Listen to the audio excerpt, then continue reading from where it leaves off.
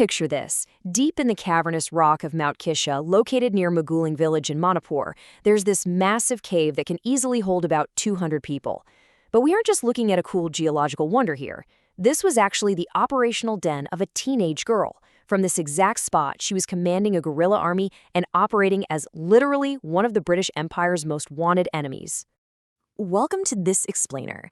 Today we are unpacking the extraordinary life and the deeply contested legacy of Rani Gaidinliu.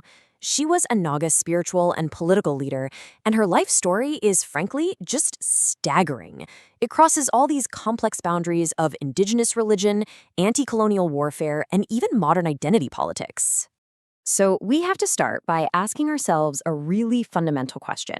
How exactly does a 16-year-old girl achieve this mythical status, a status that simultaneously terrified a massive global empire while completely inspiring an entire region? Well, to understand that, we need to look at the environment she was growing up in. Which brings us to our first chapter, looking at the catalyst of colonial oppression and the awakening it caused. Back in the 1920s, the extreme conditions of colonial rule essentially backed the Naga people into a corner. Their daily realities were defined by these absolutely crushing burdens. The British forced every single household to pay a revenue tax of 3 rupees per year, which at that time was a massive sum. And worse still was this system called potong, basically forced labor. British officials would coerce the villagers, including young girls and women, to act as their porters.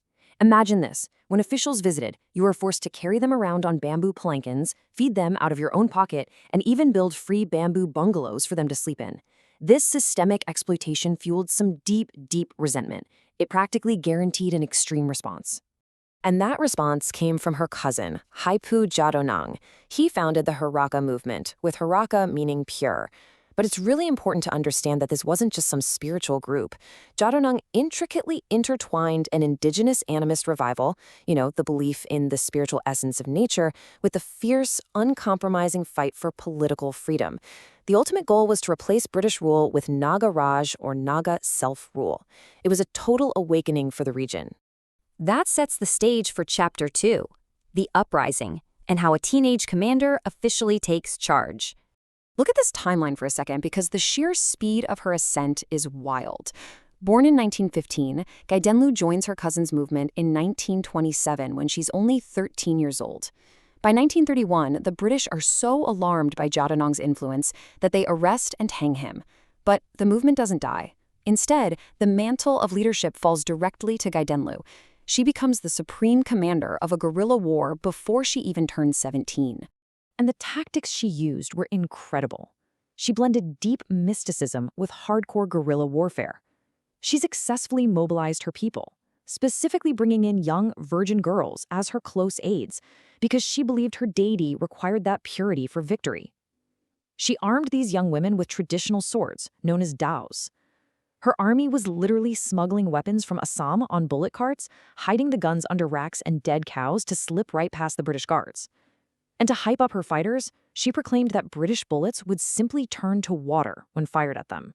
This wasn't just tough talk either. In March 1932, her warriors launched a completely brazen daylight assault on a heavily armed Assam Rifles outpost at Hangrum.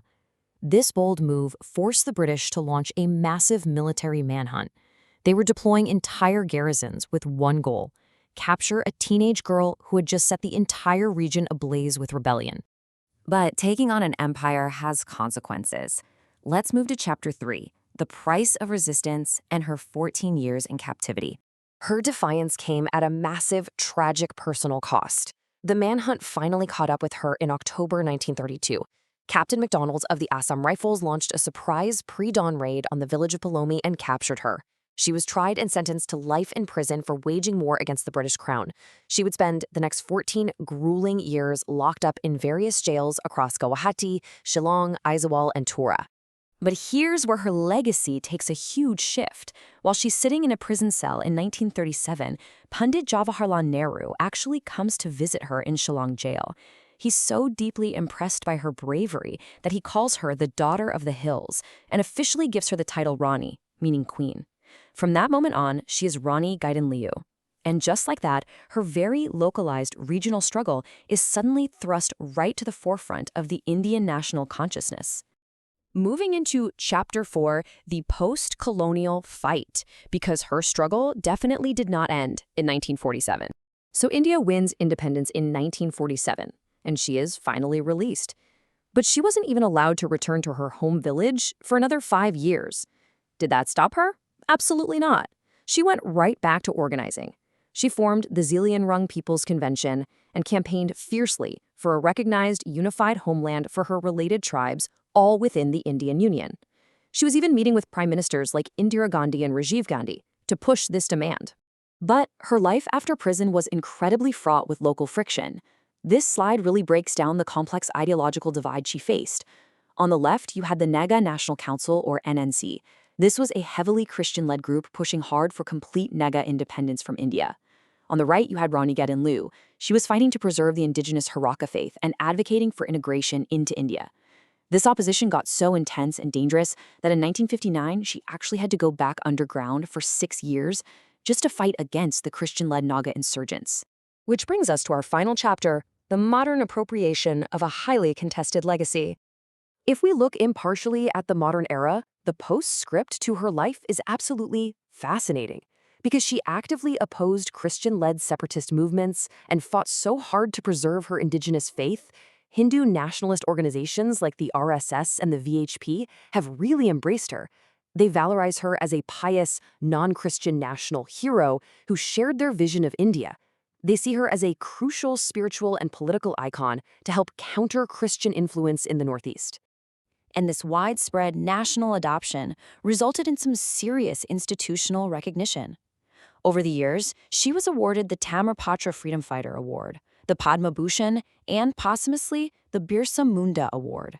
Through all these official honors, she was firmly cemented as a state-sanctioned icon of the Indian Republic. Just look at this. This is the ultimate institutionalization right here.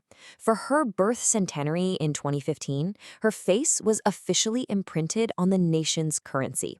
A girl who started out fighting an empire from a dark mountain cave ended up on the everyday commemorative coins of the world's largest democracy.